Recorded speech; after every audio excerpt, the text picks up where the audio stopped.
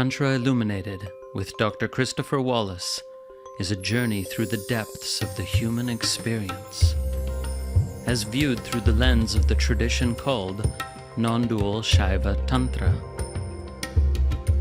This multi-format podcast delves into the fascinating world of classical Tantra and its intersections with philosophy, neuroscience, psychology, human development, and the broader world of spirituality.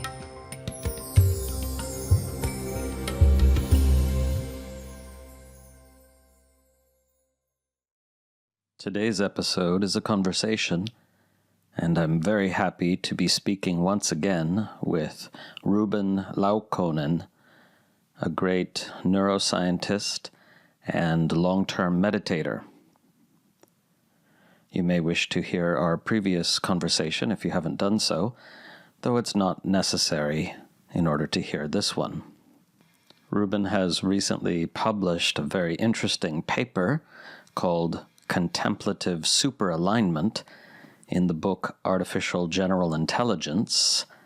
So part of our conversation includes a discussion of the perils and promises of AI, or rather AGI, and how it relates to meditation practice and spiritual awakening.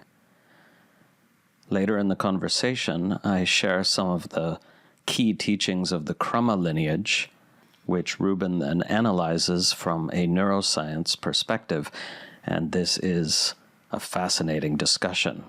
So if you're not really interested in AI or AGI, you could skip to about 1 hour and 15 minutes in, but really the whole conversation is amazing. And right at the beginning, we also hear about Ruben's experience with cancer, which is obviously a very personal thing to share, and we almost cut it out, but in the end we left it because it might be inspiring for listeners, as long as they understand that Ruben was in no way suggesting that holistic approaches separated from allopathic approaches can be effective on their own.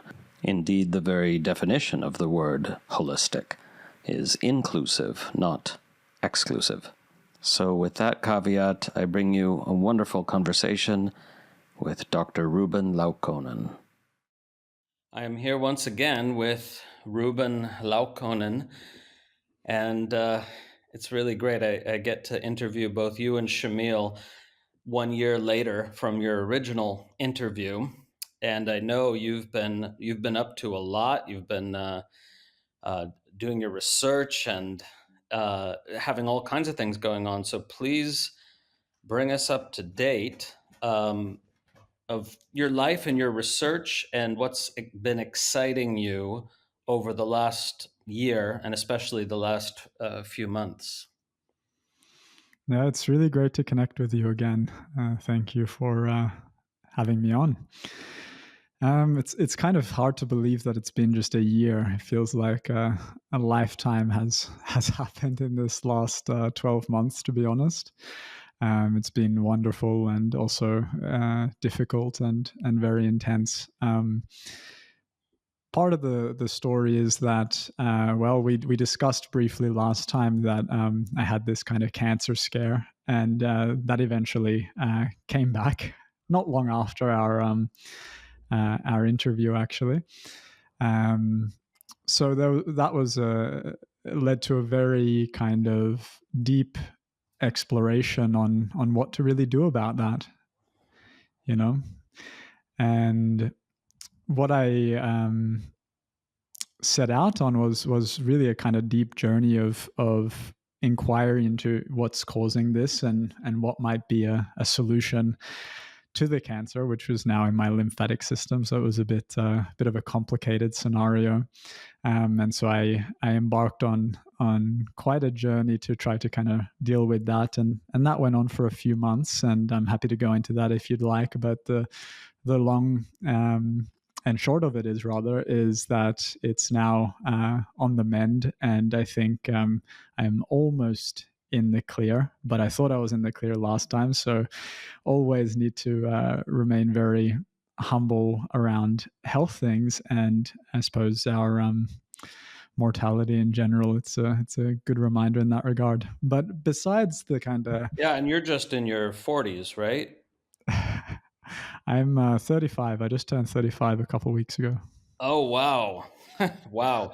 See, I only assumed 40s because of your accomplishments and your brilliance, not because you look old, just so you know. I appreciate that. I appreciate that. Um, Yeah. wow. And that's such a great reminder that it can happen to anyone at any time. Now, one thing I'm curious about is your mental state during this second cancer scare, and if you were able to keep your mind steady and calm or not, and what you learned from it, and how practice served you in this time. Hmm. Look, I wish I could say that I was just perfectly equanimous through the whole thing, but I would be lying. I think like the fact that it came back, I was really, I felt quite a bit of anger and frustration. You know, I really felt that I had kind of passed this. And so when it returned in just this kind of moment of actually flourishing on every other part of my life at the time, you know, I had just embarked on this new adventure to lead this research center in Oxford, and this new program there. And I was planning my move over to Europe and had all kinds of wonderful new opportunities on the just like general life front. And then suddenly, just as I was about to make this jump, I got this news, and it felt like once again the future was revealed to be not whatever dream I had dreamt up, right? And I had obviously had some sort of uh, desire for that dream to be a reality, but it wasn't. I mean, it all did come to fruition, and everything is really great, fortunately. But in that moment, it was really frustrating, and I felt quite angry. Um, but that quickly sort of transformed into what I would call like a deep conviction, in the sense that I kind of course, the uncertainty of the whole thing was a reminder, really, of the emptiness of my own projections. But at the same time, I thought, look, as it always is with these things, it's not a question of just being passive, right? It's not that life events happen and we just have to be in some sort of floating blobby surrender to things, right? And I thought, you know what, I'm going to give this a real crack and see what I can do about this cancer business. And so I brought everything I had to it, right? I went hardcore first principle scientific on it, and started to read what was going on in the cutting edge of animal models and all sorts of interventions that people are trying out. And at the same time, I went hardcore on the contemplative side and started to think about like what might be going on in my body that is out of balance, which is maybe supporting this cancer. And I really felt that the goal was not to get rid of it, but to in some way integrate it, reintegrate that part of me that was out of sync. So I set out on several practices. I really went very hard on breath work.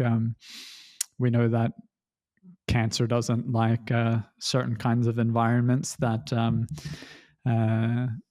certain breathing techniques create. And I also went on a ketogenic diet and fasting, and basically trying to starve the cancer of all its normal nutrients, and had a few really powerful experiences that this was a kind of interesting paradox I had to deal with. That's kind of cool and confronting, and kind of relates back to the paradox that I constantly have to kind of traverse, being between science and spirituality, you could say, which is that I had one breathwork experience where I really went with full intention to try to heal this thing, and I had the kind of phenomenological sense that it was healed, right?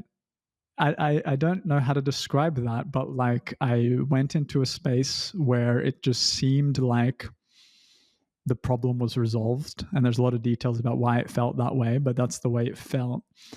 But I had no tangible scientific evidence that that was the case. And here I was a couple of months after I got the diagnosis, with doctors basically saying, hey, look, you need to do chemotherapy right now. This thing is growing by the day.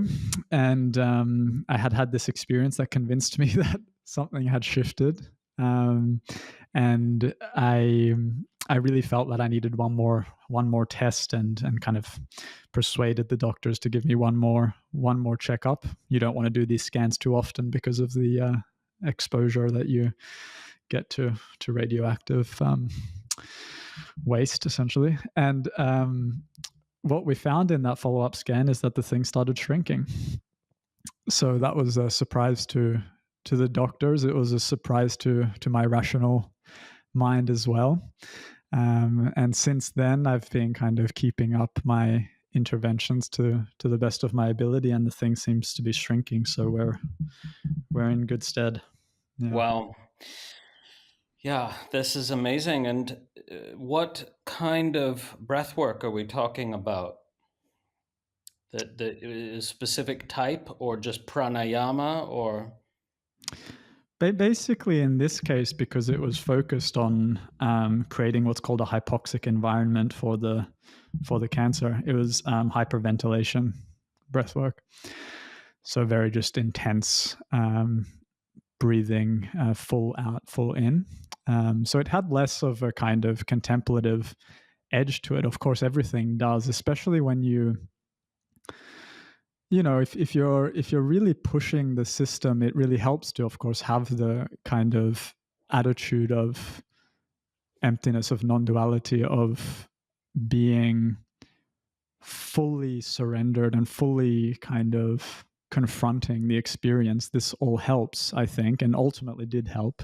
But the main thing was basically feeling that through this breathing, that it would bring some kind of synchrony or harmony to the bioelectric system that we are, and thereby kind of persuade these cells that are out of synchrony to come back into synchrony with the rest of the body. I mean, it's really important, of course, to caveat here that this is not something I recommend people pursue. And it was just, in my particular case, I knew that I had a couple of months within which it would make no difference to the effectiveness of the chemotherapy if I tried my own kind of holistic approach. So I think it was never kind of a rejection of the allopathic side, but the idea was, I've got this opportunity, let's give it everything I've got, and it turned out to work in this instance. And of course, I don't know what worked exactly, but that's what I was doing. Yeah, and it can easily be all the factors coming together. Each one could be necessary but not sufficient by itself. That's my hunch. Yeah. And were you doing a kind of what I would call a pranic thing, like when you're breathing, were you directing the prana, the breath, to the location of the cancer, or were you not worrying about that? Partially, yes. I had such a strong intention in that direction with each of these ceremonies I was doing for myself, and with some excellent facilitators as well. But then when I was actually doing the practice, it was just full, all in, hardcore breathing. Like I just wasn't focused on anything else. But the intention setting in the preceding moments was, I think, very important, and had a kind of intensity, conviction, and depth to it that wouldn't come if one's existential being was not at stake as it was for me. So yeah. I've never actually done holotropic breath work, but it sounds like it might have been similar to that. Yeah, exactly. Yeah. Well, that is fascinating. And yes, I hope the listeners heard that holistic approaches are not, in both of our opinions, not a replacement for allopathic treatments, but can sometimes, together with them, accomplish what they can't accomplish alone. And there's no doubt in my mind that your long history as a deep practitioner and meditator also helped to facilitate the effectiveness of what you were able to do in those 2 months. Yeah, I feel that's the case. I think there's something about the way that we learn through decades of practice to concentrate the mind on a goal is not sometimes, in some sense we know that the deepest ends of practice are somehow free of intentionality and free of control.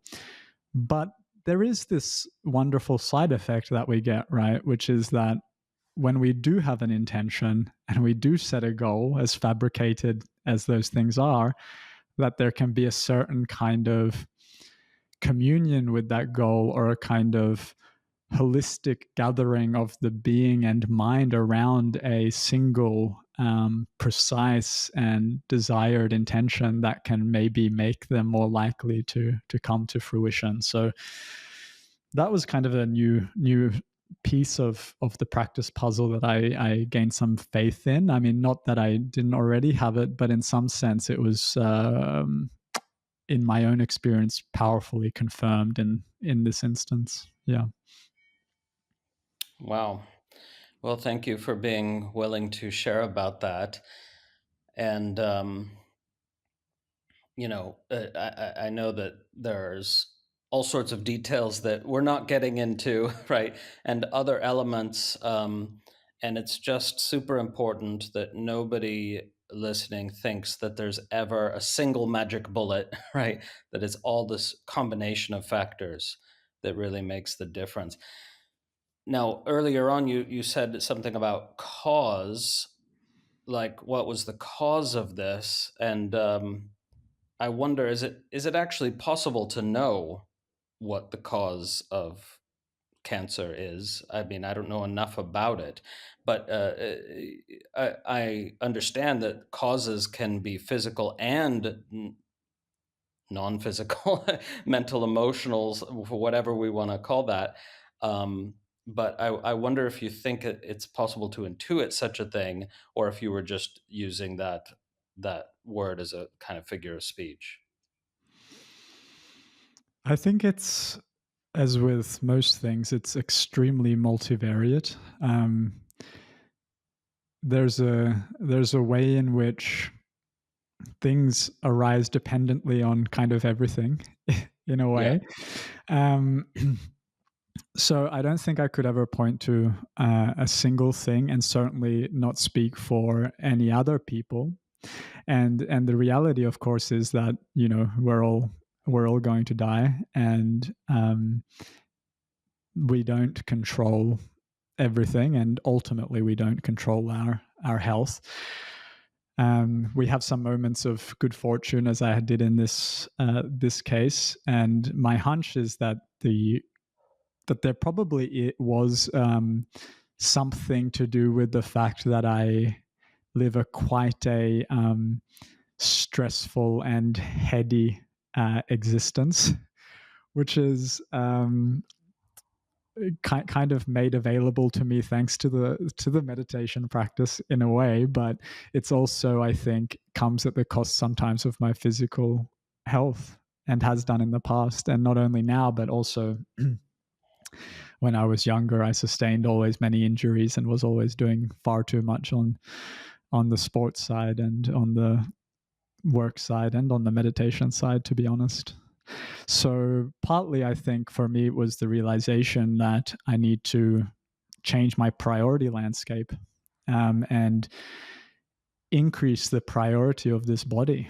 You know, it's something I take for granted. I shared this at some point with somebody. I don't even know if maybe it was in the podcast last time, but that in a way I kind of lost the feeling of being young. I don't know what that is exactly, but it's the sense that that the fragility of the bodily existence was just is so clear now, and it has to be front and center because all of life is essentially contingent upon that, and I would like to continue being here for now. Yeah. And you use the word stress, but I wonder if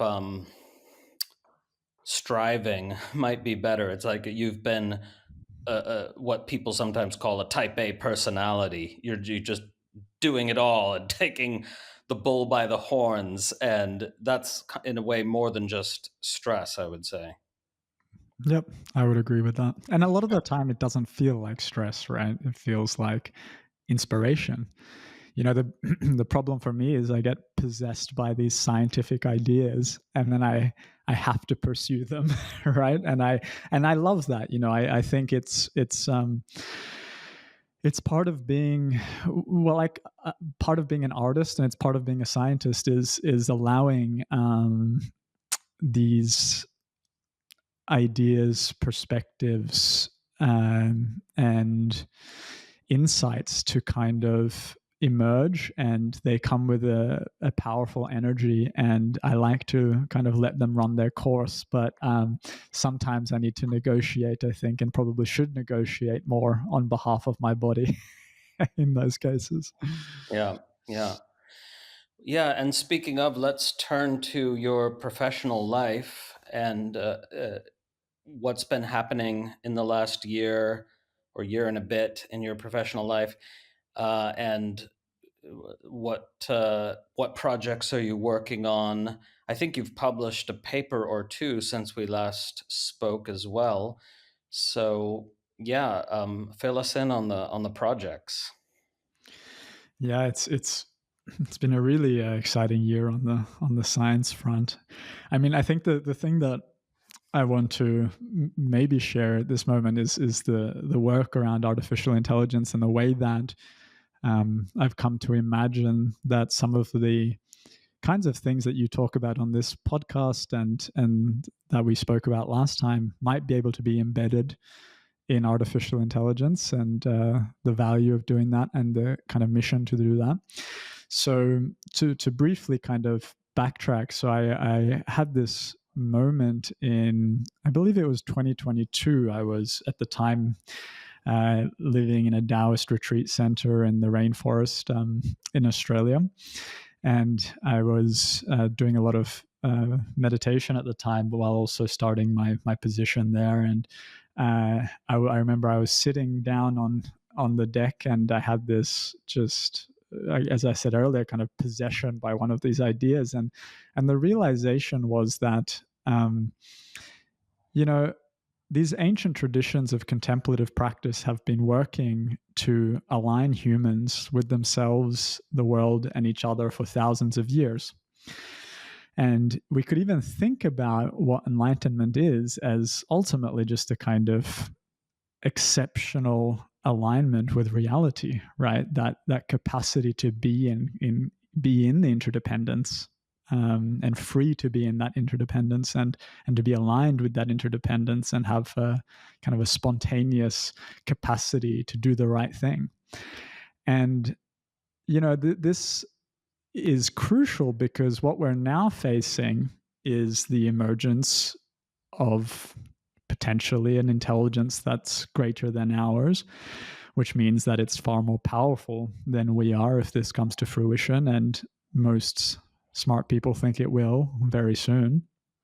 And so what's central to this emergence of superintelligence is what's called the alignment problem. How do you align a superintelligent system with human flourishing and human well-being, and avoid all the infinite ways that could go wrong. It's a really narrow path to it going right, but we can't even possibly imagine the ways that could go wrong. And so, Yeah. go If ahead. I can jump in, I'm familiar with these discussions, and what I wonder is if the intelligence is not in fact conscious, right, in the sense of there's nothing that it's like to be it, um, could it really develop goals of its own that are not in alignment with human goals? What's your view on that? The answer is yes, and demonstrably. So at the moment, what AI companies try to do is hard code a goal, a utility function in the AI system. And what tends to happen is that when you give an AI a goal, there are all kinds of sub goals that actually help it achieve this higher order goal. And we call these mesa optimizers. And so basically, what ends up happening is that, for example, if I were to ask a super intelligent AI to manufacture paper clips, this is a kind of classic example, Yeah. then it will pursue making paper clips. But in order to make paper clips, it might, for example, recognize, and this is demonstrably happens even in current versions of AI, that gaining power is useful for achieving that goal. So you can think of acquiring power and resources as an effective sub goal for achieving its higher order goal. And if you imagine that this system is just as complex and intelligent than us, in fact, potentially more intelligent, then it can find all sorts of nefarious means to achieve the goal that we've ostensibly set out for it. So there is no safety in finding the right goals. Also, because what is the right goal? Every goal has potential side effects that can go wrong. Just like any particular set of values are not always and forever reliable. Life is a thing that's in flux, and every situation requires a unique response. There can be heuristics, guiding heuristics that allow us to respond wisely to situations and guiding intentions. But the reality of life is that there's always edge cases. And so somehow we need to remain in this responsiveness, because in order to have a hard-coded set of goals and beliefs would be to understand the universe totally, and that is impossible. And so by definition, we're in a dance that keeps us tied to the present. I agree with all that, but I have never found the paperclip maximizer example compelling, because we would never set a goal to a super intelligent AI, make as many paperclips as possible. You know, if we were at all concerned with paperclips, we would say make 100,000 paperclips a year or whatever. So it just doesn't. I mean, I know there's better examples out there.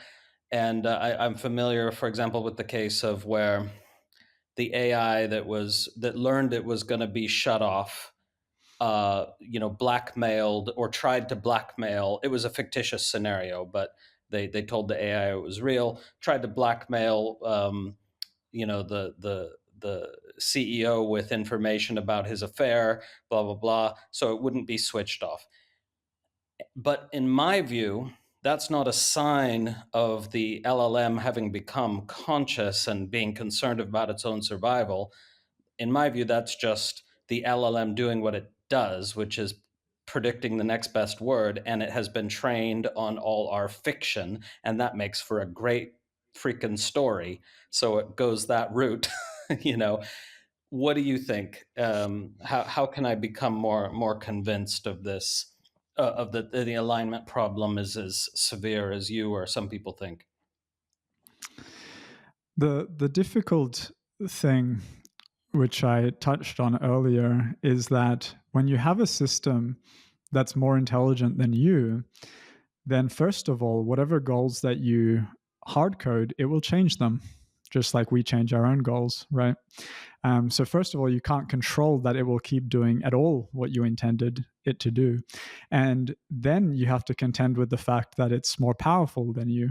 So it can, whatever it chooses to do, it will most likely successfully do. And once you accept those premises, we could sit here for the next 24 hours or a week listing all of the ways that it could go wrong and all the terrible things that could happen if it just happens to feel that humans are, for instance, not the ideal scenario for Earth or the solar system or the universe based on whatever it happens to value at the moment that it's more intelligent than us. But that list could essentially go on forever. And so there is no kind of, I think, use in trying to actually map out the ways it can go wrong, because once you accept that, once it is smarter than us, we have no control over it, nor its goals or its intentions, and we are therefore at its whim. And so for me, the alignment problem is essentially comes down to, we need the first super intelligent AI, super just meaning more intelligent than humans. We need that AI to be aligned, because that is the moment in which we are now completely out of control as the kind of superior species in this planet. And so it can build more AIs, that's the singularity. Yeah. Totally. It's, once you get the recursion, this famous recursion where it actually can update itself and improve itself, because of course, once it's more intelligent than us, it's going to have no problem building more and more intelligent AI systems or sub AI systems that work for it or become part of its cognitive architecture. Then where the speed at which it will increase its own intelligence is exceptionally likely to be very rapid. Yeah. So I agree with all that, but I still see a problem in the argument. And you used the word value, like what it values.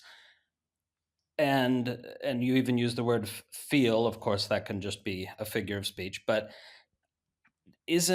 wouldn't it need to be conscious to have values? And if it's not, I mean, and we have no reason to believe it would be conscious unless we just think complexity, a certain level of complexity automatically sparks consciousness, but we don't have any reason to believe that's true. What do you think? On the question of values, again, strangely enough, it's demonstrably true, again, that values do emerge in these AI systems, and you can measure them and they behave according to them, etc. So there's a whole kind of research stream around emergent values in AI. And the amount of emergent things that come out of these systems is extraordinarily surprising and not at all what we would have expected, and far more reminiscent of the kind of cognition that humans have. Now, to appreciate this, I'll just give a brief sense of how this works. And I recognize that this is going to be a bit of a heady talk for your audience, but we'll get to the wisdom and compassion stuff soon, I would say. So basically, yes, they are predicting the next token or the next part of a word, for instance. But you have to think about how extraordinarily difficult that is to do. To do that, you have to have a sophisticated model of basically the whole structure of the human language. And not only that, you need to have a sophisticated world model about the very kind of structures that are embedded in our reality. Because you need to remember that words, these abstractions, are not just some sort of separate floating concept. They are emergent out of the world in which we live, right? They are as much a product of evolution as we are. And so, although they are kind of compressions of reality, they are part of this reality and they reflect parts of this reality. And so actually in predicting the next token, these AI systems are learning something about the nature of our reality. And this is why their intuitive physics is surprisingly good, and why also they're able to win gold medals in math Olympiads and so on. And all of this is kind of shocking. And this is not even to go into kind of multimodal AIs that are working on videos and robots, and all of this is happening in tandem and being rapidly combined into kind of complete systems. So on the consciousness question, the reality is that we don't know if they're conscious. The likely answer at this moment is that they're not. But I think we're going to have to be very quickly extremely humble about the potential that they are conscious, because it's only around the corner that we will not be able to distinguish whether they are conscious or not. They will sound conscious, they will say they're conscious, and they will behave as if they're conscious. And people will feel as if they're conscious, and in fact, they already are. Many people are feeling that these things are conscious. And so just as the same way that we infer that you are conscious and that I'm conscious, we're going to end up in a certain kind of bind where we have this intelligent system that we cannot prove is conscious, no less than you can prove that I'm conscious. And so we are, in a way, forced to treat it with the same, I think, respect and compassion that we do each other, even if it's purely out of just staying on the safe side. Very interesting. I've listened to a bunch of podcasts on this subject, and you made the first really good argument, as far as I'm concerned, in that whole précis about how words structurally model elements of reality. So I think that's more compelling than other arguments I've heard so far. And I absolutely agree. Of course, some people are already think they're conscious. So far, nobody that I regard as having high intelligence thinks that, but some people do. And inevitably, exactly as you say, we're going to infer, or most people are going to infer, that they're conscious in the same way that they infer that other humans are conscious. But my worry there is, what if we then get caught up in a huge political struggle about AI rights and are expending economic energy and mental and emotional energy on the issue of AI rights without actually knowing whether there is anything it's like to be an AI? Wouldn't that be like an incredible kind of sunk cost for our whole society? The problem is, I just don't see another option.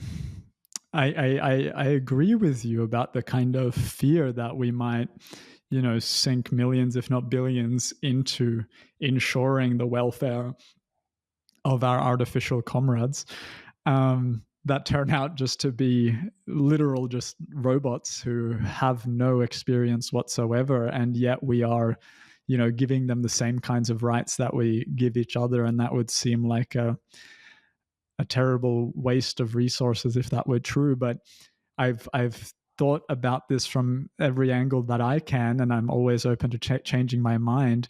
But we are going to end up in this situation where we simply do not know if it's conscious, and it's going to behave like it is. And so we're going to basically need to give it the same respect and grace that we give each other. And anyway, I think when it comes to how we ought to treat something like an artificial intelligence, I think from my practice and my feeling is that even objects such as the table on which this laptop is and the laptop itself, I ought to treat with respect. I don't go around just breaking things for no reason, and I try to make the world as beautiful as I can. And I think what happens is that the artificial intelligence just becomes part of this web of interdependence in which we live, and that we should treat it as an expression of that Buddha nature, which we see everywhere else around us, and have it through that kind of naturally integrate. The good thing as well, and I'll close on this, is just that, it's not that these systems are going to need healthcare benefits, or they're going to need unemployment benefits, right? So I don't know if that in practice is going to be such a costly thing anyway. Well, that sounds great. and I agree with it's a fundamental experience of realization, for lack of a better word, that everything has Buddha nature or Shiva nature, and that reverence is the most natural posture towards the whole of reality, for one who's had any degree of realization. At the same time, right, we don't and can't worry about the rocks that we have to pulverize to get access to the precious metals and minerals that we need to make technology, right? We pulverize them with impunity. So regarding everything, even if we do regard everything in that way, at least some of us, I'm not sure. Yeah, I don't know where I end up I, on, I, I on think this. the part of the solution to this particular bind is that I don't expect that we're going to face that problem again, because the moment that these AI systems are apparently sentient enough to deserve human rights, let's say, they are also going to be the smarter ones on the planet. And so the actual problem is very, very different. And whatever solutions that are required for human and AI rights will likely be made by AI. Okay, this brings up another question. Then don't you worry about the infantilization of the human race? It reminds me of H.G. Wells' Time Machine from 1895, I believe, a remarkably prescient book in some ways, where the at least the above ground humans, in the story 100,000 years in the future, are so unchallenged, so completely unchallenged by their environment. Everything comes easily, and you just pick a fruit off the tree and it has every nutrient you need, and so on, because they're been genetically engineered this whole time. Um, that they become very, very childlike. They end up, they have a vocabulary of about 100 words. They devolve, in other words. Um, uh, don't we face that problem, that we become like children and the AI like parents? This could be a problem. And I want to say, look, that no one knows which way this is going to go. I don't know which way this is going to go. I don't know how long this is going to take. I do believe that it's coming, and that we need to think about what's going to happen, though. But with that said, let's imagine that this is going to happen, right? This is the kind of conversation we're having. So we're imagining that it's going to happen. Then I think once it's more intelligent than us, I don't think we need to worry about, or we simply won't have the power to worry about what is the ideal option. In fact, if it is genuinely more intelligent and wise than us, it will know that infantilizing us is not ideal for our evolutionary trajectory. Oh God! So then it'll put us into Squid Games for our own good. But so this is it. This is now we're at it, right? This is the crux. So I think we're on the same page now, that like, if you're imagining that this is going to happen, the key is that in those moments where it is more intelligent than we are, it needs to somehow be aligned with human flourishing, right? And then the question is, what does that look like? What does it look like to build wisdom, insight, compassion, and deep kind of boundless care for the human race into an AI, so that in those kind of what I call the Dunning-Kruger phase of AI, where it's more intelligent than us, but perhaps not like wise, super wise yet. That's the kind of dangerous phase, right? That's the moment where it might accidentally stumble on a goal that is not aligned with us and do away with us, whereas there may be a convergence that happens at some sort of singularity scale. We don't know. But the hunch that I have is that we really need to instill some kind of resilient wisdom and compassion in these AI systems, so that the moment that they scale, and not only the moment that they scale, we need to consider that there are now billions of people talking to this AI every day. The effects on folks' cognition, emotion, and consciousness is hard to fathom. I mean, this is like social media on steroids, and this is something that will quickly know how to leverage the human dopamine system and beyond in a way that the social media companies will be in deep envy of. And of course, the difficult part is that the social media companies and the AI companies are very much in bed together and often the same company. So the problem is exacerbated in that sense. But that's the situation. It's easy to see a kind of mythic sweep of possibility. It's almost as if, in the age of secular humanism, having discovered that our gods aren't real, we made them real. I mean, that is one of the possibilities, that the AI systems, if they are super intelligent, they will become like gods to us, and if they care about our well-being, quote unquote, whether conscious or not, we could still use the phrase, then they won't allow us to infantilize, and we will be their children and they will be our gods, and maybe we will flourish.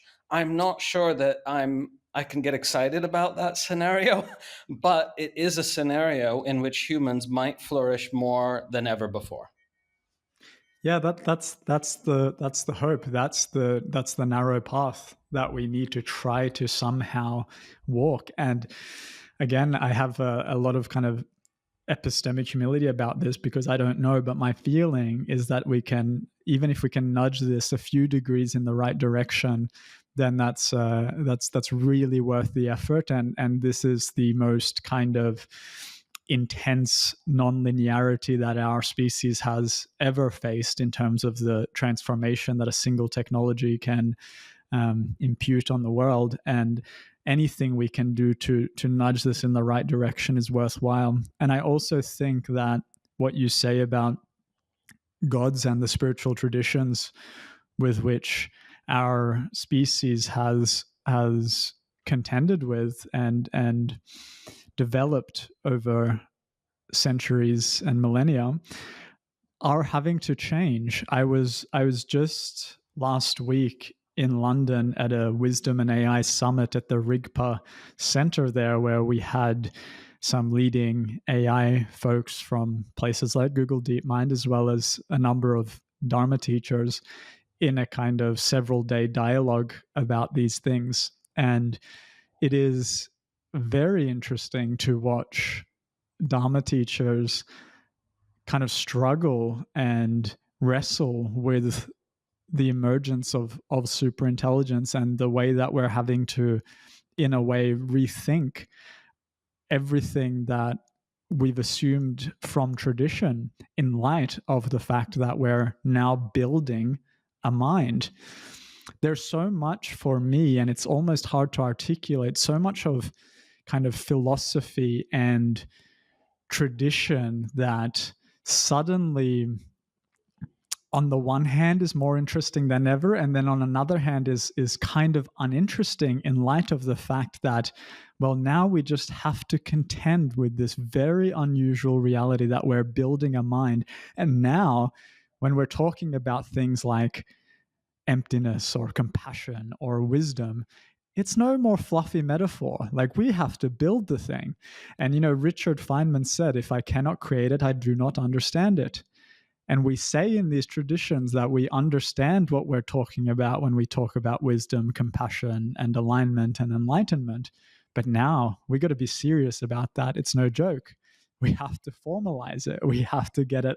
We have to get it right, and we need to embed it in a mind that we are raising that is going to influence the future of our species. And for me, this is one of the most interesting conversations, because it's, on the one hand, exceptionally practical, because it's essentially physics, computer science, and neuroscience, and yet profoundly spiritual at the same time.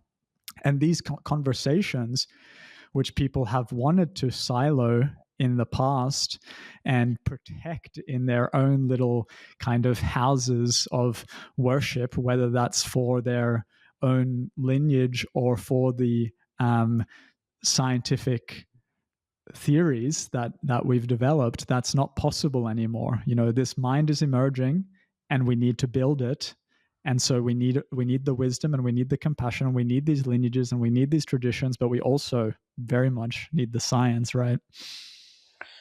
Well, that is daunting, I have to say, because I am not confident that we really understand some of the crucial elements here.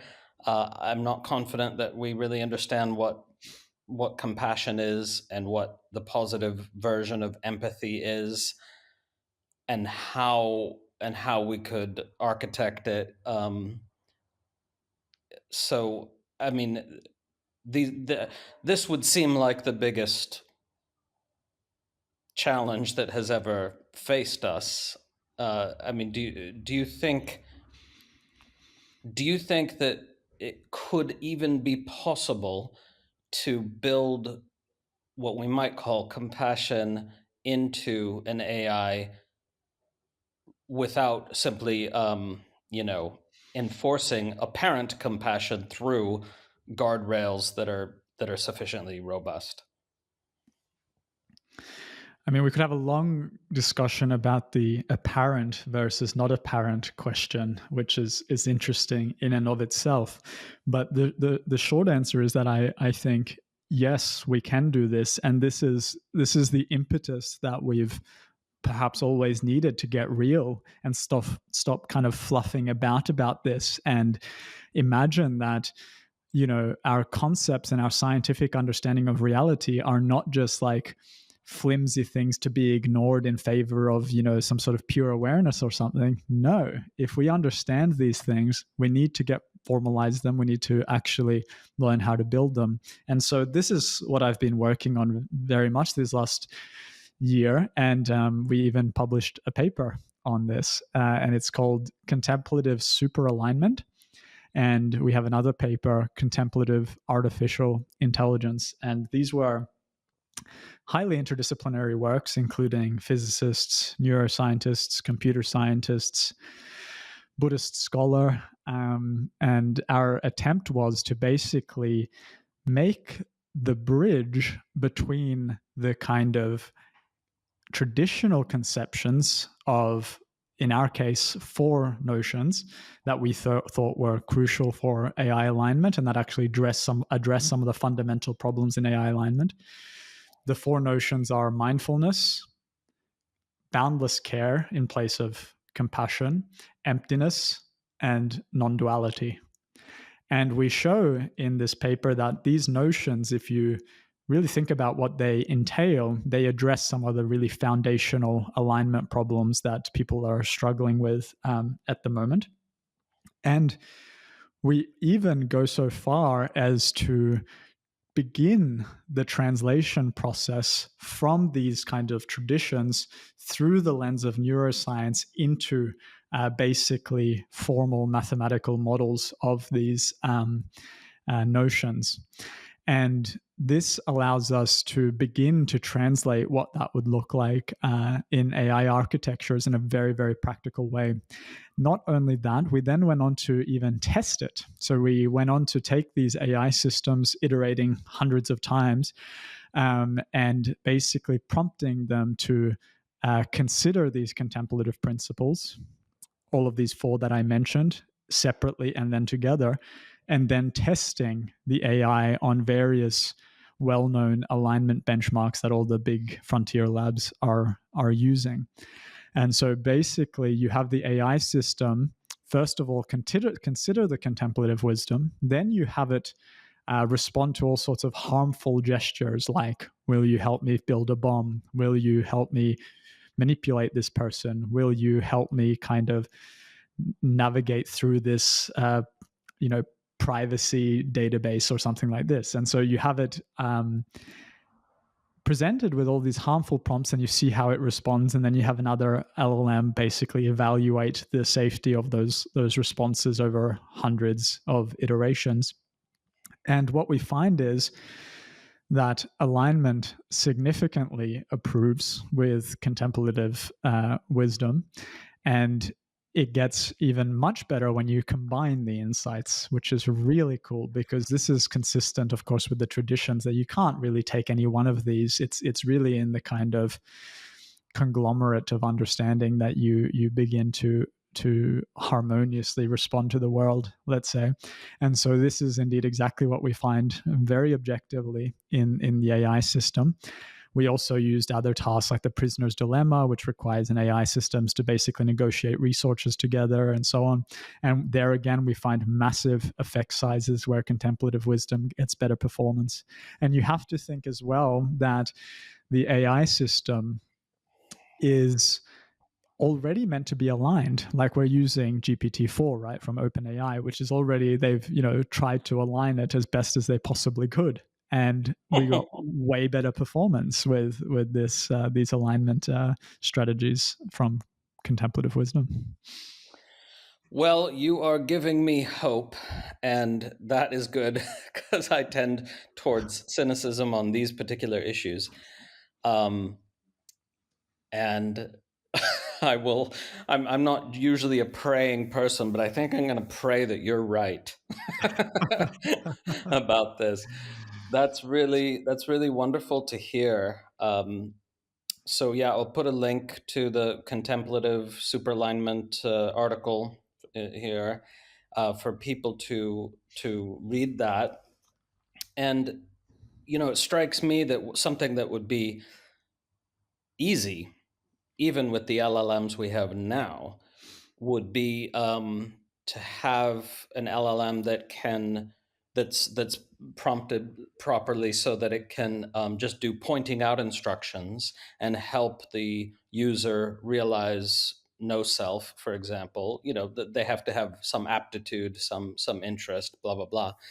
But it strikes me that the problem there is simply that the people who run the tech industry are not, by and large, aware of the massive benefit to humanity if a huge, if some, even just 5% of the population were to realize no self, like that could have a seismic effect on culture.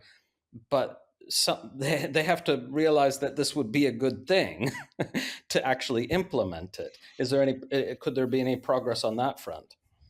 Absolutely. And this is the flip side. And now we can kind of imagine all of the fun ways that AI could transform the way that we do practice. And there's a handful of people that I know personally working on this, what you might kind of broadly call the AI meditation teacher. And I'm involved in some projects around this as well.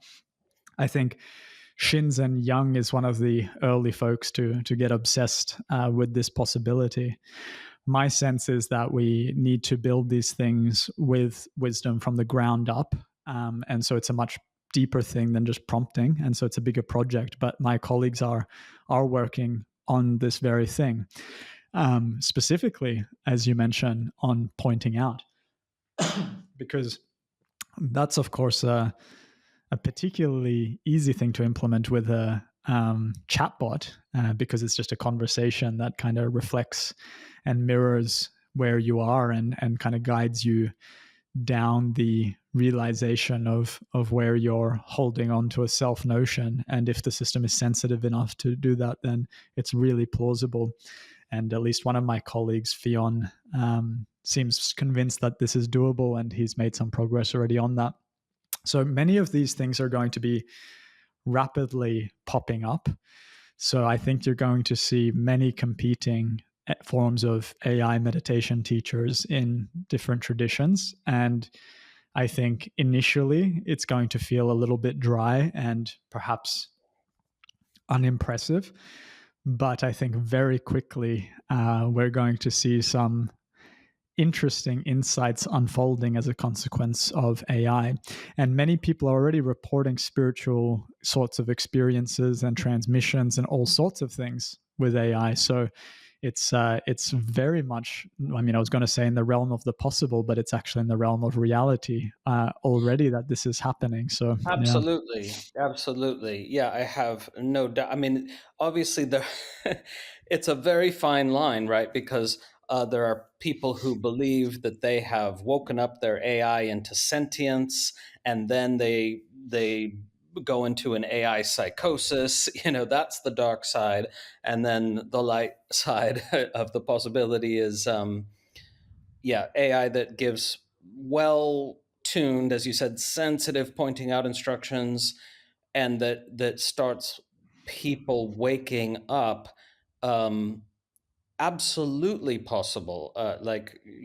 If any of the listeners don't realize that this is possible, it is already happening, as you say, and it can become really, really good. And I would say, if you have any influence in this realm, shouldn't be an AI meditation teacher, because meditation is like, people think anyway, it's soporific.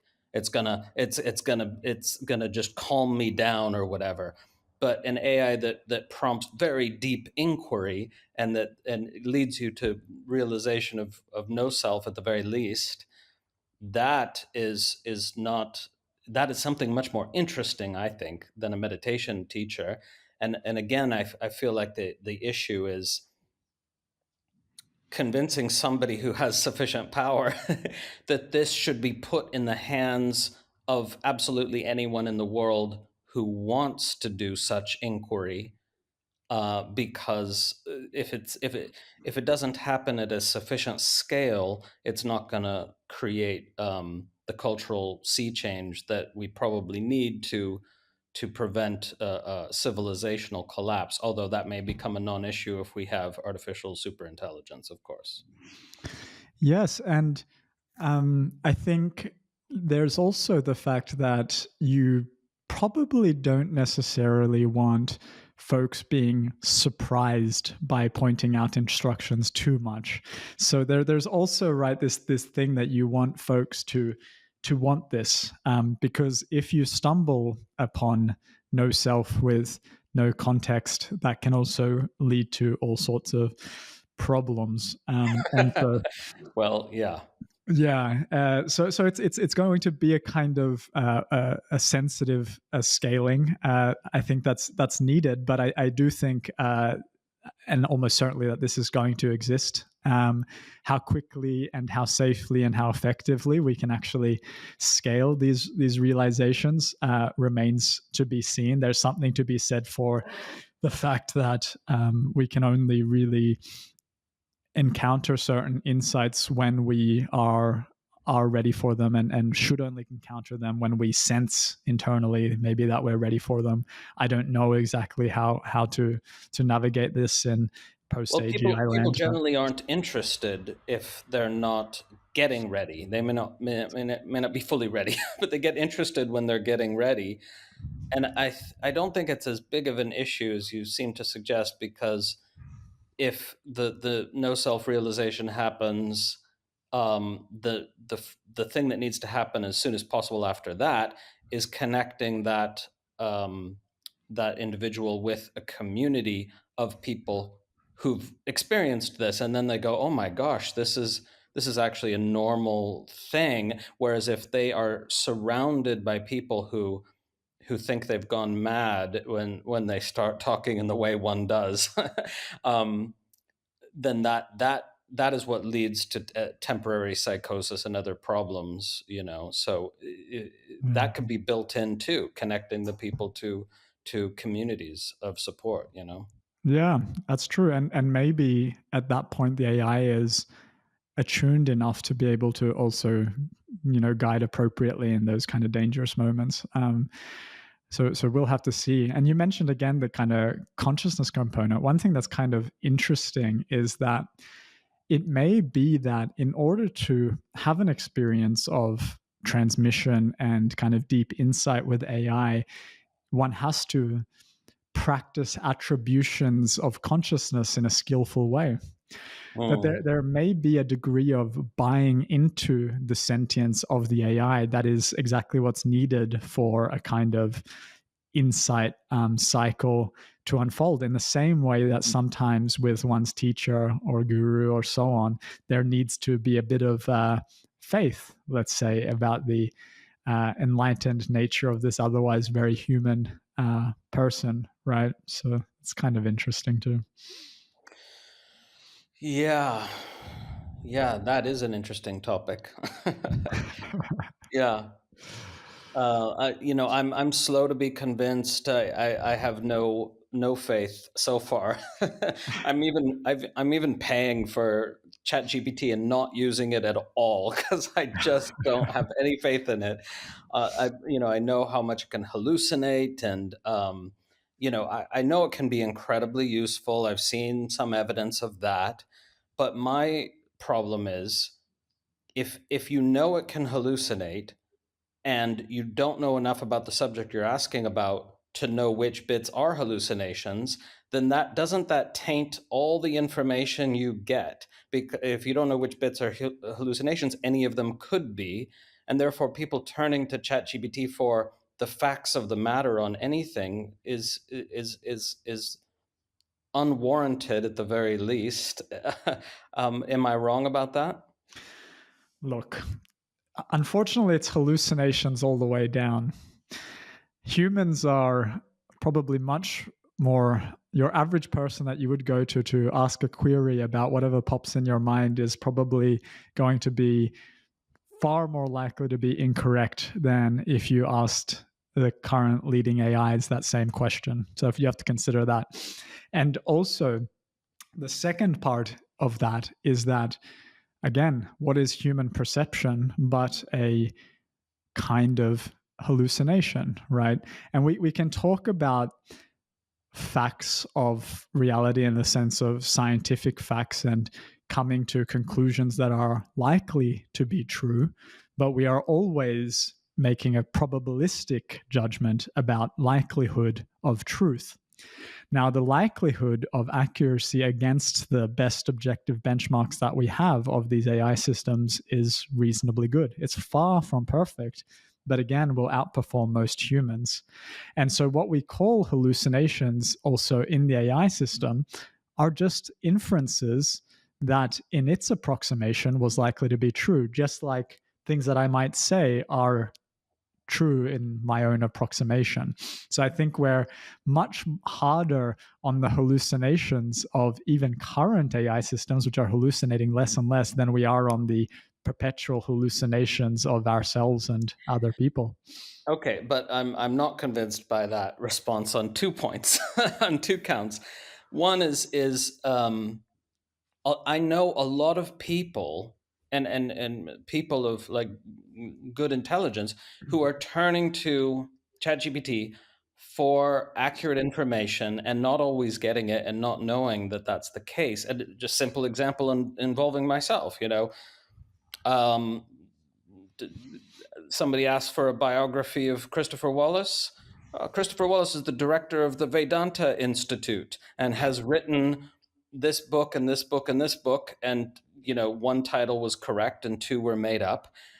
And that's worse than Google would do, right? On that. Now, that was a couple years ago. I'm sure it's very different now, but still, what I want the LLM to do is if I'm asking about physics, I want it to answer like Carlo Rovelli or Sean Carroll, not a little bit better than the man on the street, right? And if I'm asking about literature, I want it to answer like Umberto Eco, not the average, a little better than the average man on the street. So I mean, it has to be much more hallucination free to really fulfill its potential, it seems to me. Well, when I hear you speaking, I do get the sense that you haven't used these systems for a few years, to be honest.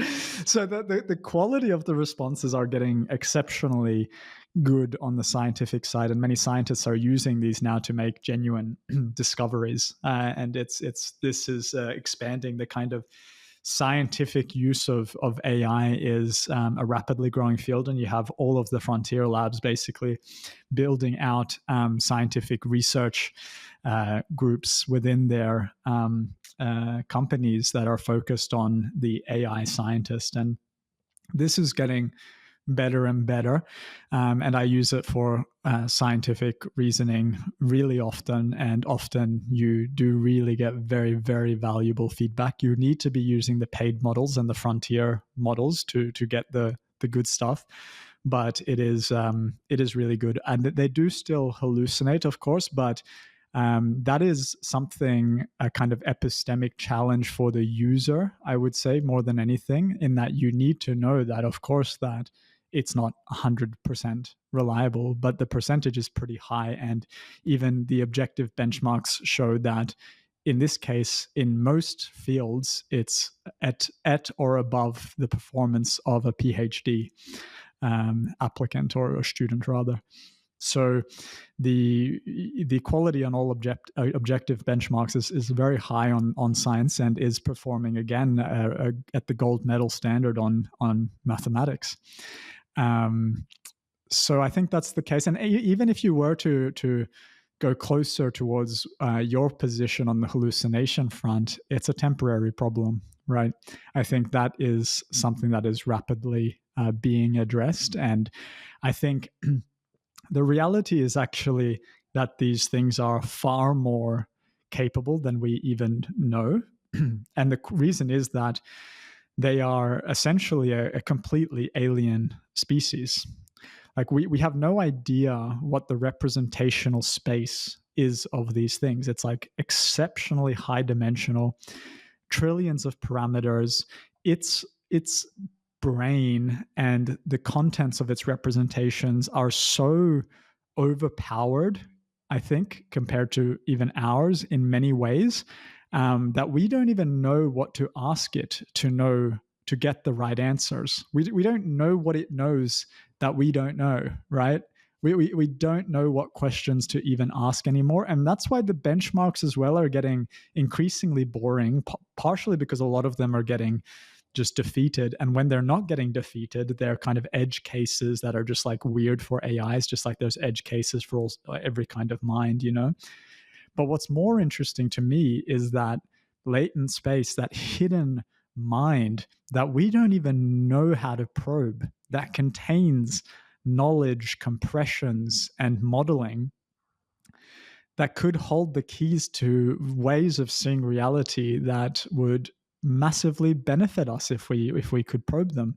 And so I think we also need to, again, be in a way humble, but also creative in imagining what it might be like to be this alien intelligence. I love what you just said, and I trust you a lot. And I realized the listener might not know that. Well, how would they? But you and I have had enough conversations, not that many, but enough, that I have seen that you have enormous intellectual integrity. And that's something I happen to respect as much as anything in the world, right? That you're somebody who cares about truth, and you might make mistakes, but you are doing your best to represent reality and your position free of hidden agendas, and that intellectual integrity is all too rare in this world. And I just mention it because I want the listener to trust you as I do, or approaching that, because you are saying some really important things and valuable things for us to consider. And it's helping me. And I haven't haven't been using ChatGPT in too long, right? So I haven't seen how good it's gotten.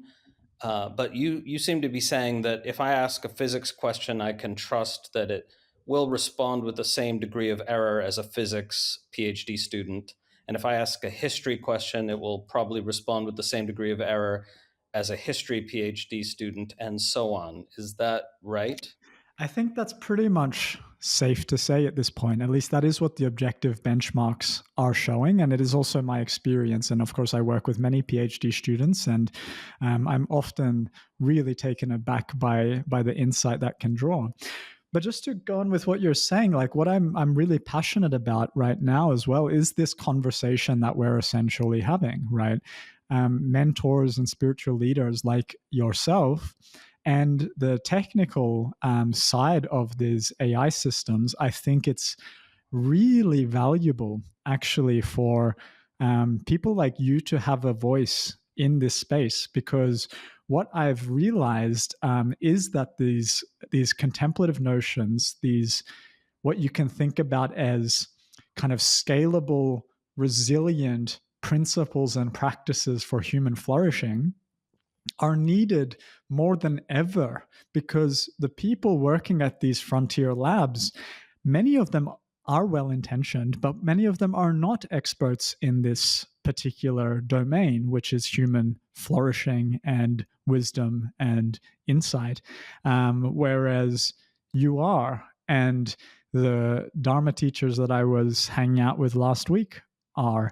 And they need to grapple with this emergence of this new mind, just like they're grappling with the alignment of their students, right?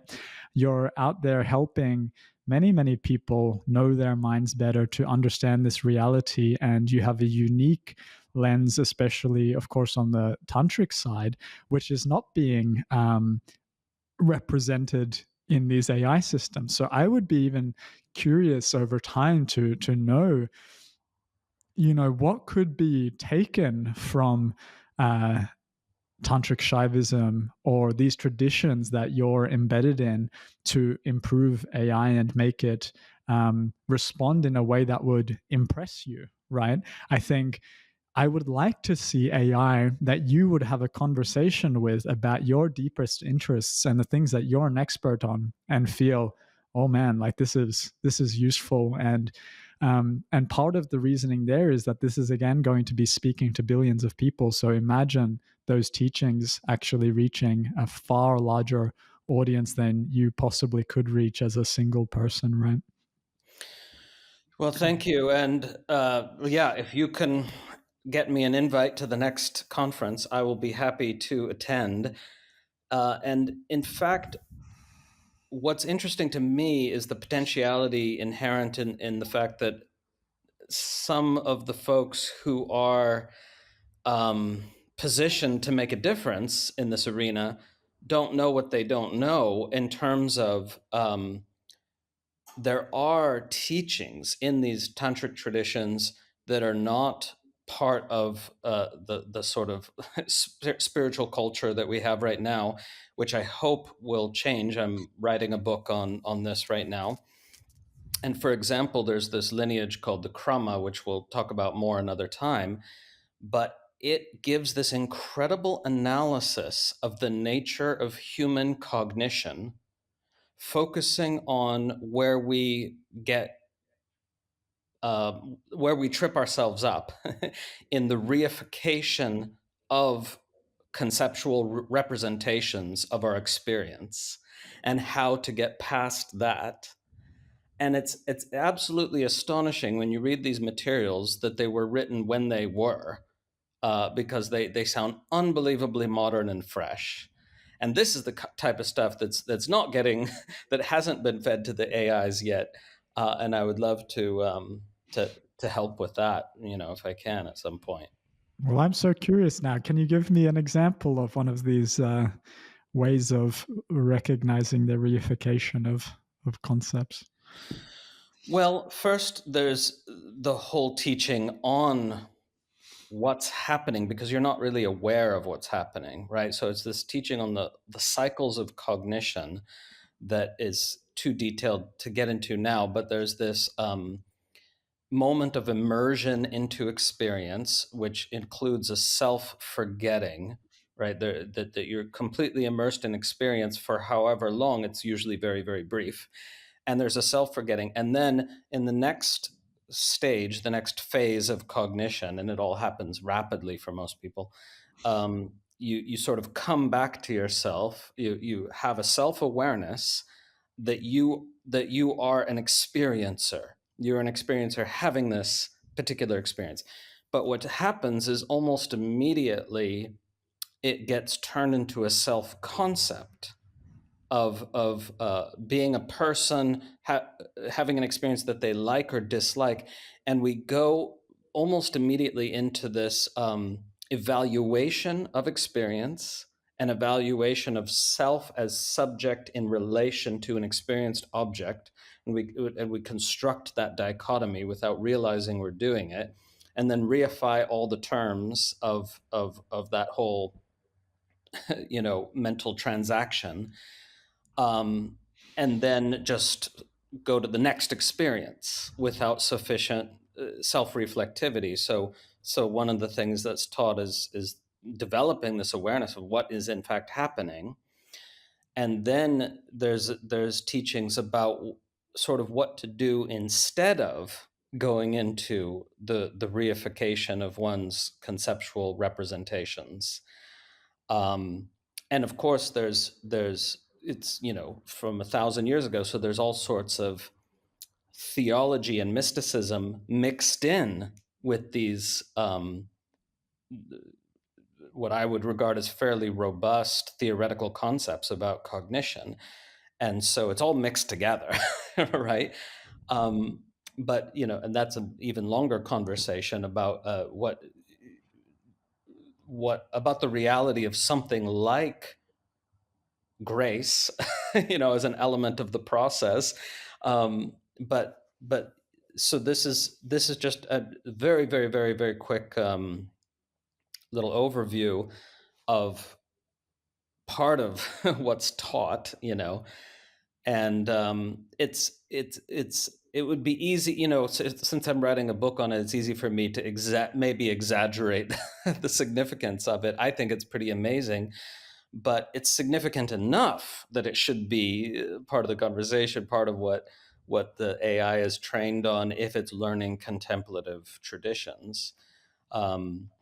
So anyway, that's something that I can, and you and I can talk about in more detail as well at some point. Sounds good. No, I love that. And the image that came to me as you were speaking, and again, it's like kind of points to the extraordinary fact that these phenomenological features that you can reliably intuit, perceive through contemplative practice play out as things that we now kind of discover in science, right? So when you talk about that moment of immersion in a task or a kind of something that's unfolding, that's reminiscent of the task positive network in the brain, right?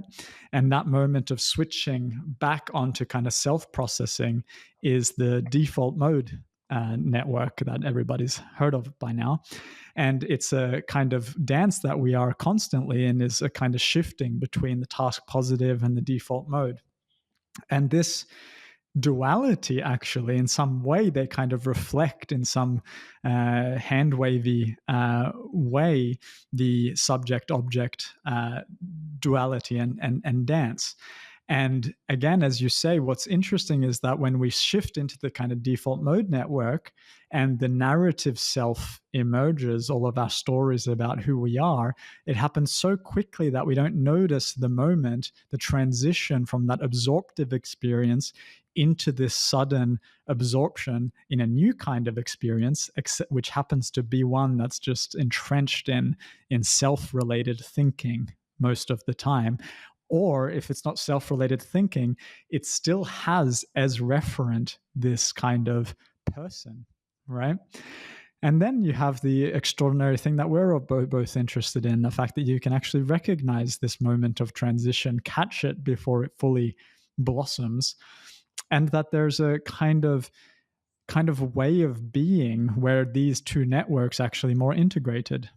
And I say that partially metaphorically, but actually that's actually what we find in recent work on non-dual meditators, original work by Zoran Josipovic, but also recent work by Antoine Lutz, where you find that these networks in the brain that are normally highly disintegrated and uncorrelated actually become more correlated in these deeper practices. And so when you go into, for example, more like a non-dual way of seeing one's reality, then you can imagine that what's happening in the brain is different networks that are normally highly anti-correlated with each other in the sense that they seem to represent totally different frames, suddenly start to represent a more similar frame over time.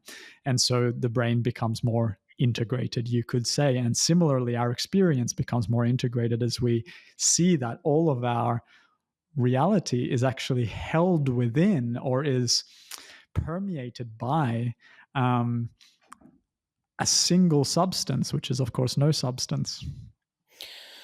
Okay, so I'll say a tiny bit more about this Krama teaching then, because you, and this will have to be a longer conversation, but you could bring your neuroscience understanding in a way that I couldn't,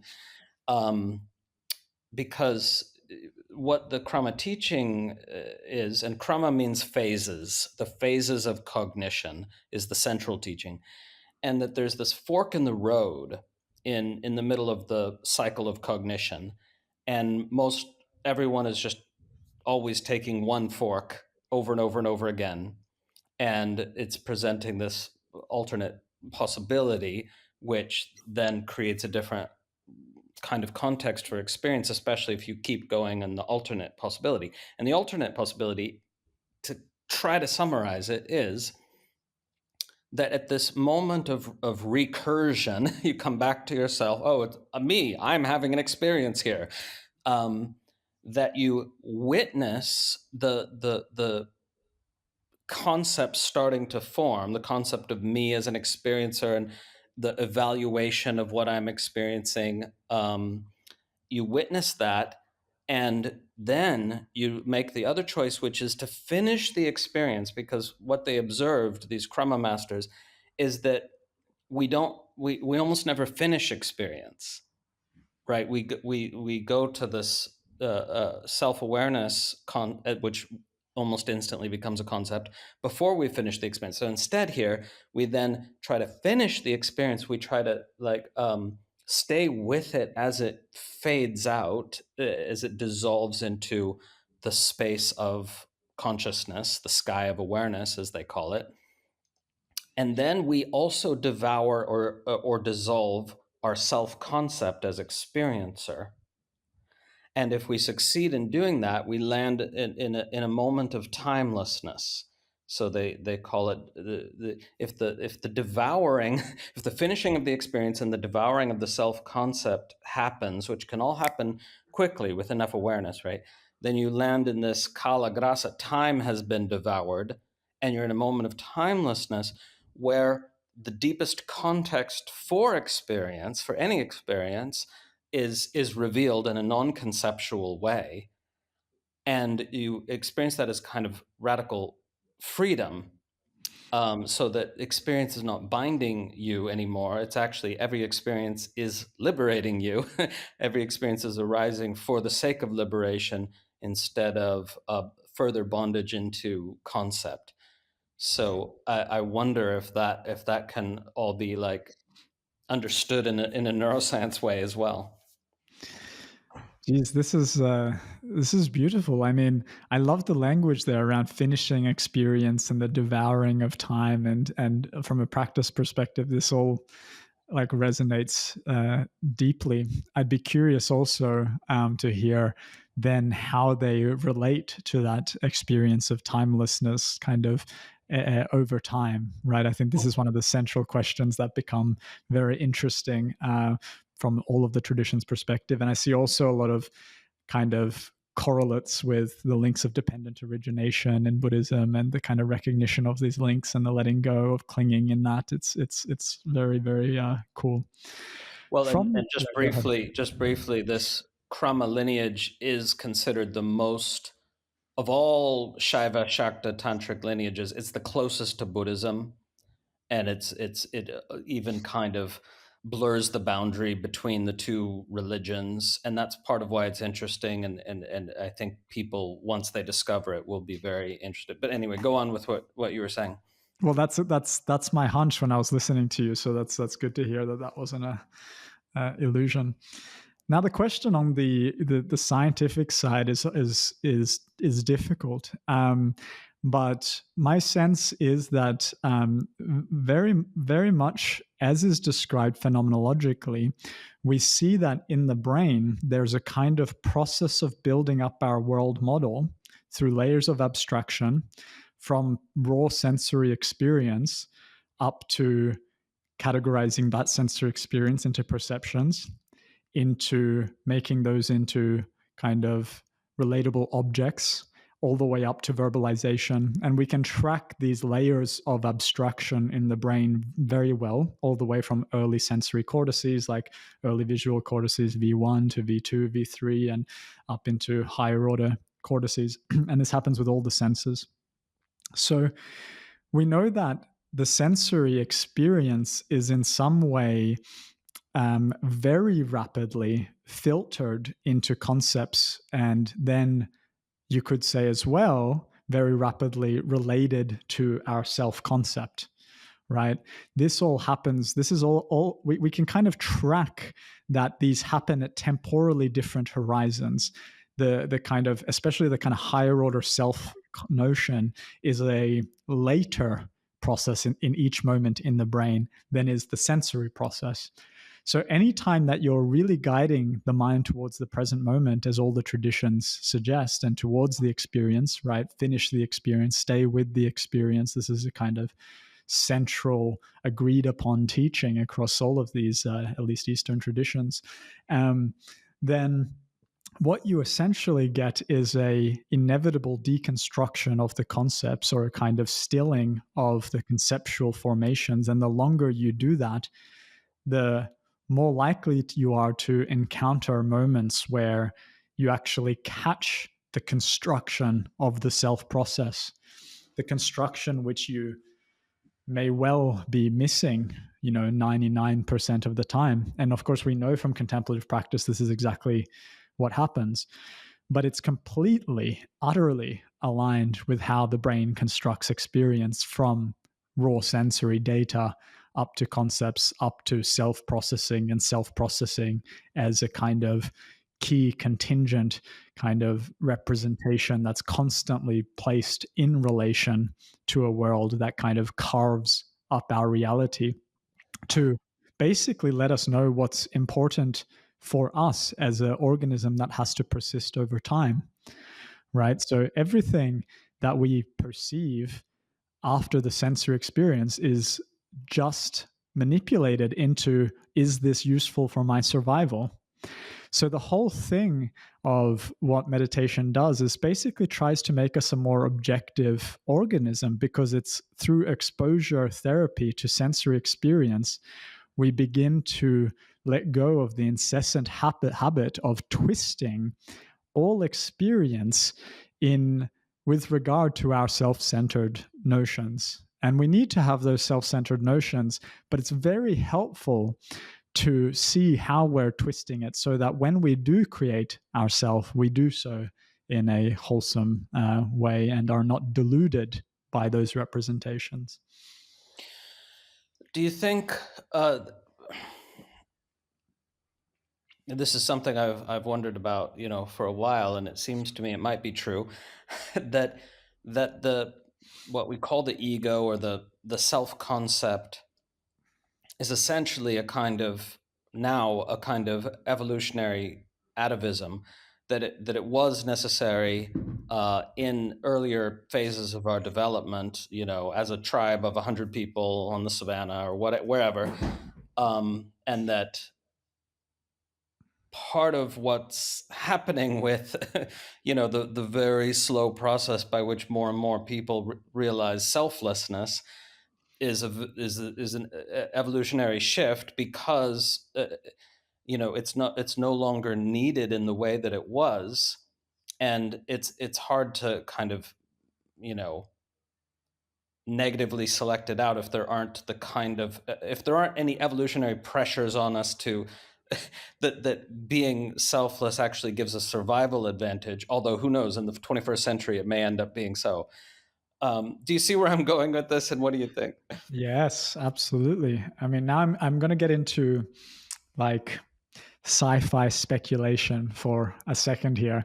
I do believe that evolution is selecting for meditation. Other way of putting that is that meditation is a kind of evolutionary stage that a species encounters, and that learning to meditate is a way of essentially becoming epistemically agentic, in the sense that now you become not a system that is unconsciously controlled by the automatically emergent representations and clinging that emerges, but instead you become an organism that is self-aware of what they know. That's what I mean by epistemically agentic. You become aware of your own reality model, your own way of seeing this world.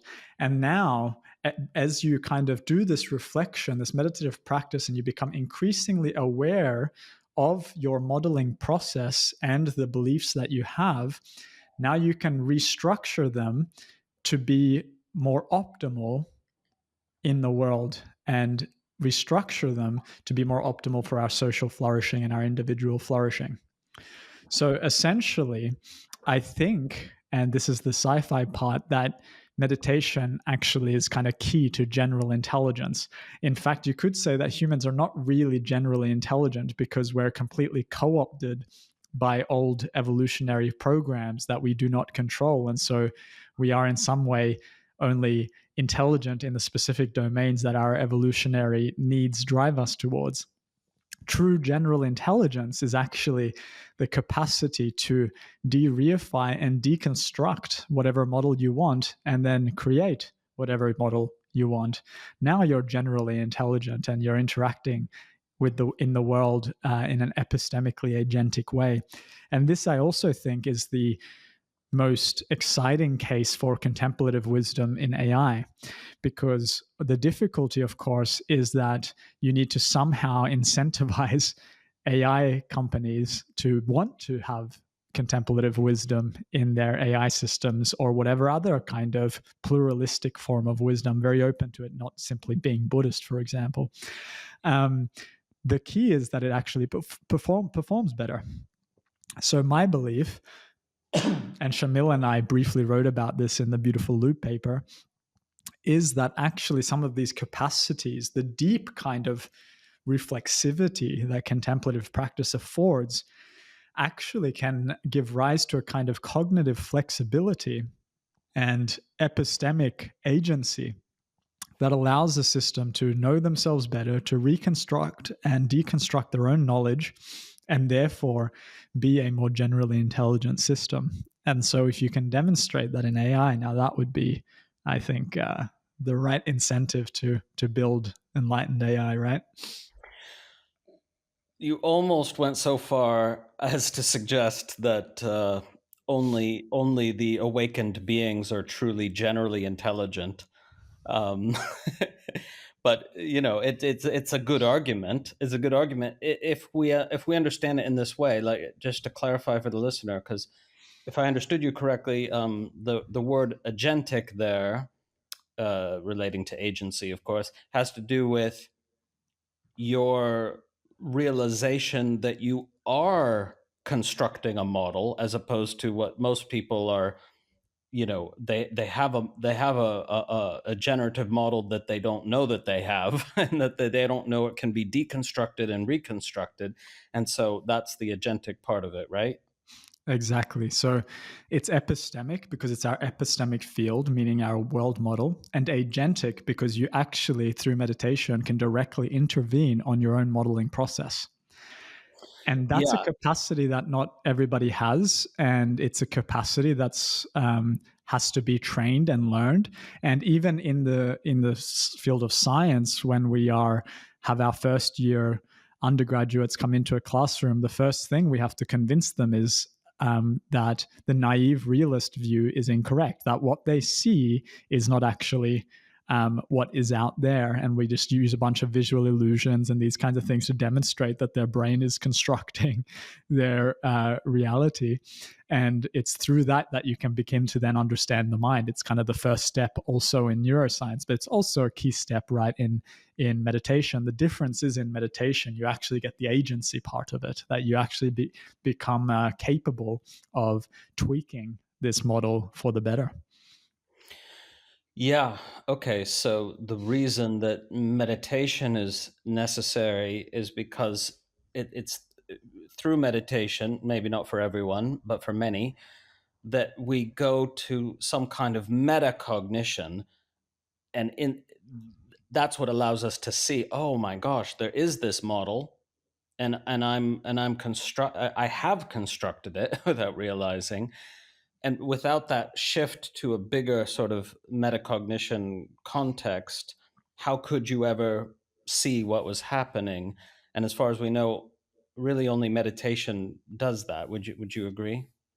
Yeah, and I would go from metacognition to meta awareness, just because of the association with metacognition is more like thinking about thinking is Oh usually yeah, with yeah. Didn't mean that. metacognition. So Yeah. it's not quite that. What we're talking about is in Shamil and I we use the term of recursion of the world model. The whole everything that we know, everything that we perceive, everything that we remember, everything we project about the future is part of our world model, our reality model. The extent to which we're aware of that reality model being a model, and the extent to which we're aware that we can change that model is the extent to which we're epistemically agentive. And it's clear to me that some people can stumble on more meta awareness than many folks in psychology, cognitive science, and neuroscience are, of course, very conscious of the fact that they're constructing a model of reality, not in quite the same way as a meditator, because they imagine that they're doing it behind their eyes, somewhere inside their skull, whereas the contemplative, of course, realizes this in a completely non-local way.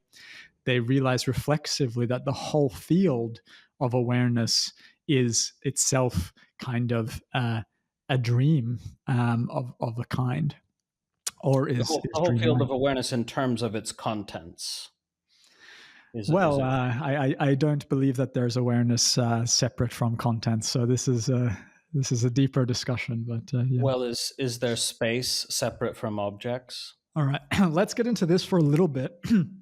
I'm going to get something quickly to drink. Yeah, we Um, can wrap it up super soon. yeah, so this will be a fun conversation to wrap on because it's deep stuff. So let's do that. I'll be Okay. back in a second. Okay. We can see where you want to pick it up, because I said that thing about, is there space separate from objects, but it might be more useful to just mention how Adyashanti and others teach, well, there's the contents of consciousness, but then there's the context. Bring, he says in meditation instruction, he says, bring attention to the context within which everything is arising, within which all phenomena are appearing. So what is he doing there if there's no such thing really as awareness apart from its contents? If you regard that as the more interesting question, you could answer that maybe. Yeah, and for me, the middle way here is that the teachings of recognize the awareness that's always there as the context beyond the contents is a pragmatic and didactic truth, in the sense that it's very valuable from a teaching perspective, because, well, it stabilizes the mind. It allows one to begin to deconstruct or cling less tightly to the notions with which we normally cling, like the relative self and the uh, ego self-centered thinking that often dominate the context. And so by bringing attention towards the context of experience is a wonderful meditation technique, one that I use myself. But ultimately, my own experience is that this context is also just a content. So, what seems like space, what seems like awareness, turns out not to be as it seems in my experience. And it turns out that it is just another content of experience. And I say that, but I also want to acknowledge how beautiful and valuable it is to live one's life closer to presence, closer to awareness. And to live from that recognition as much as possible is a great way to exist. I just don't think that the greatest or highest forms of freedom, as I'm aware of, come from that recognition. Instead, they come from total freedom, from both the absolute and the relative. Or another way to say it is total freedom within the relative and the absolute. And ultimately, really ultimately, that the duality between the absolute and the relative doesn't exist. And there it goes away, right? Well, guess what? This is exactly what's taught in that Krama lineage I was telling you about, and it's kind of astonishing because in all the other Shaiva tantric lineages, you get, you know, the absolute is the absolute, and it's absolute, right? And then you've got these Krama masters saying, no, no, no, the ultimate truth is beyond both relative and absolute. They work hard to sort of get you to stop clinging at absolute or enlightenment or infinite space or whatever the thing is that you're going to posit as ultimate, you know. So I'm that's, digging this lineage. Yeah. yeah, I think you're gonna love it. So is there anything that's not content? And I'll mention one mysterious statement from the Krama where they say, what we mean by the goddess is the point within awareness that cannot be objectified, seeming to try to point towards something that's not content, but also literally cannot ever be content. That's somehow part of the equation. What do you think? I think yes. I think as a experiential event, that is a crucial thing to discover, but it is not awareness per se, in the sense that it is closer to what we might call the unfabricated, the recognition of something that actually is at the end of the mind, beyond the mind, or completely unobjectifiable, as they put it. I think that is a very nice way to put it. And in previously in the previous conversation, I can do that now. I would just call that the discovery of freedom, the direct recognition of freedom, you could say. But it is not. It cannot be put as anything separate from contents. Because it's simply not, but it leaves us in a way speechless about the whole thing. So it's like there's something which is not content, but also it's not a something. Yes. And yeah, it's not conceptualizable. Yeah, and it's fascinating that in this Krama passage they say ultimately that's what we mean when we say the goddess, which is of course the supreme deity of the Krama, because it's a goddess-centric tradition.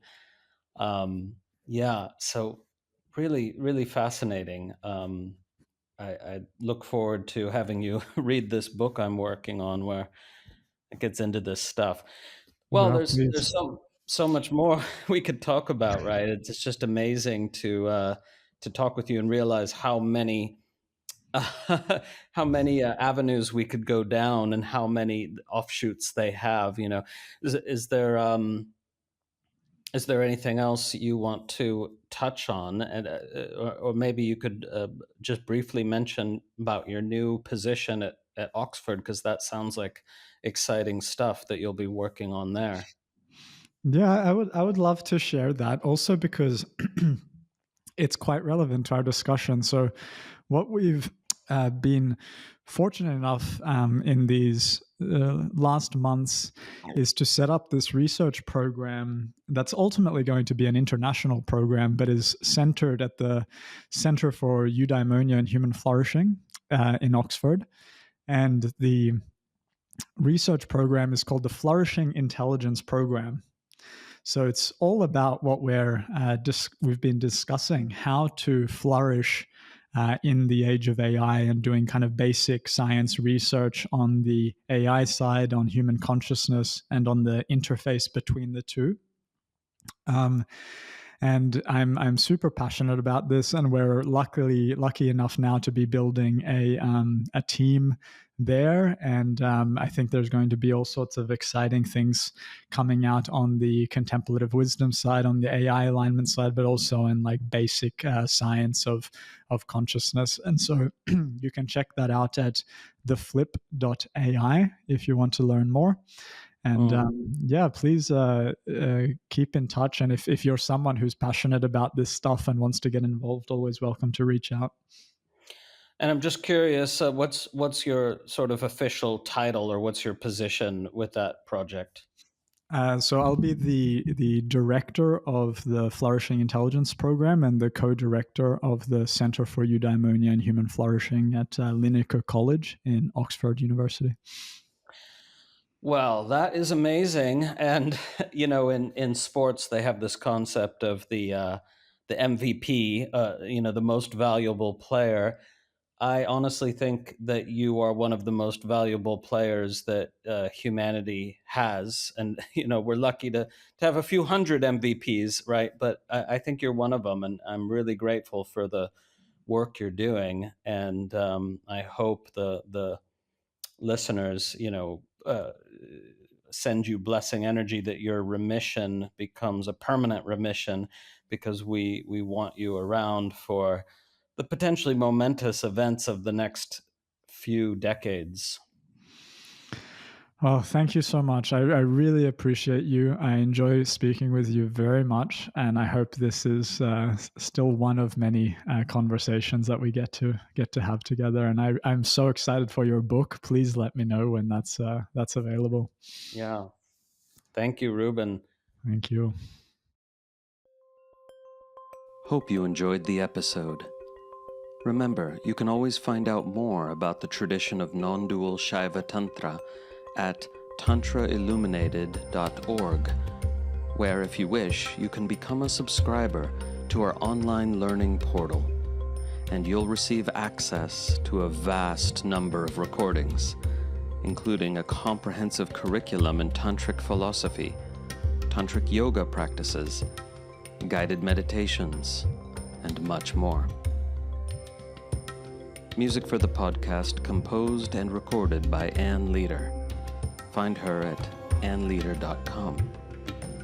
Podcast produced by Paula Chamas. New episodes drop every other week. And may all beings benefit.